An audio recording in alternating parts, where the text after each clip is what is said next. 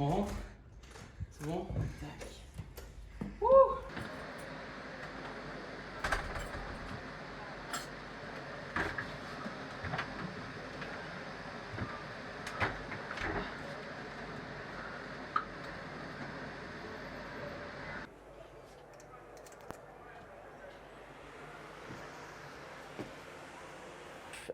It's been really difficult, I must say. I had to I'm just opening the windows, putting my fan on, I'm taking a shower right before bed, I'm sleeping with wet towels over me just to try to survive, honestly, and just try to sleep, because when you're tired, when you're hot, it's just, you feel miserable, you can't work. I've had a hard time focusing, at work and stuff.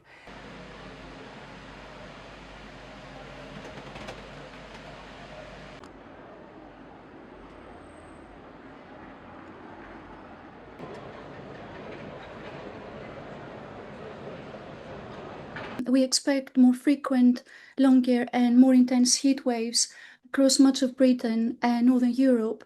And many homes being built today, or existing homes, are still designed primarily around retaining heat during winter, with thermal comfort in winter in mind rather than preventing overheating in the summer.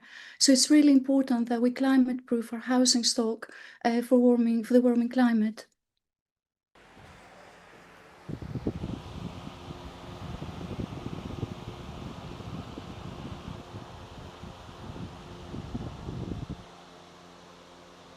But especially under these zinc roofs, which I'm on the top floor, so it is like an oven in here. Even if there is good isolation, it just seeps through, all the walls and stuff.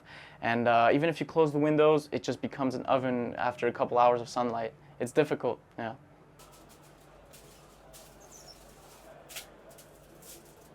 So this is actually a technique I saw on social media, and apparently if you put some foil on your windows, it reflects the sun away. But I only have this much, so it covers about like a fourth of it.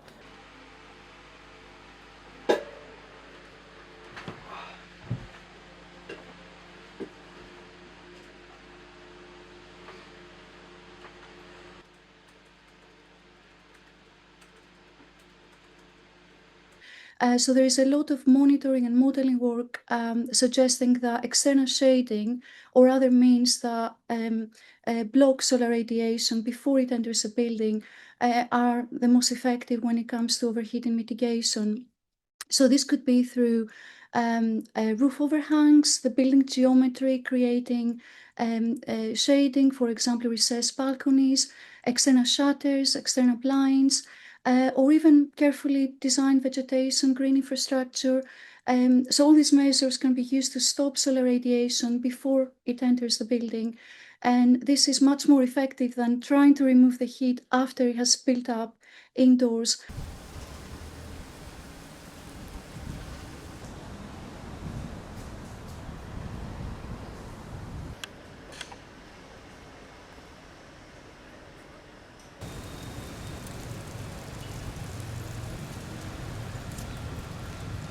So we need both good housing design and good urban design. They really need to go hand in hand.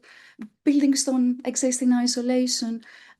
So individual homes can be designed to minimize overheating through better orientation, shading, appropriately designed ventilation, appropriate materials. But the surrounding neighborhood is also really important, the surrounding microclimate, as we call it. So this could include trees, parks, water features, well-designed street layout, efforts to reduce the urban heat island. All of these strategies can lower local temperatures and improve outdoor thermal comfort, as well as indoor overheating.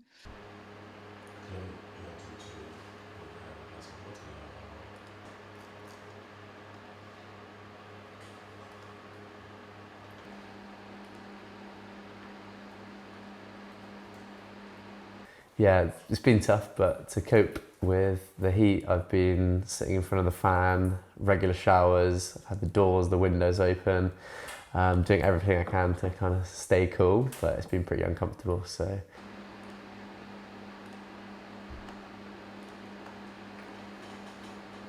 Southern European countries and countries that have experienced warm climates for centuries have a lot of experience in how to adapt buildings and cities to warmer weather. And some of these strategies are remarkably simple. For example, external shutters, recessed balconies, or the building form providing shading, lighter colored building materials or urban materials that reflect sunlight, good use of natural ventilation, cross ventilation in particular. All of these are very effective strategies. Of course, Britain's climate is quite different, so we can't just copy Mediterranean architecture, but we can certainly adopt some of these basic underlying principles in building design and retrofit and also urban design.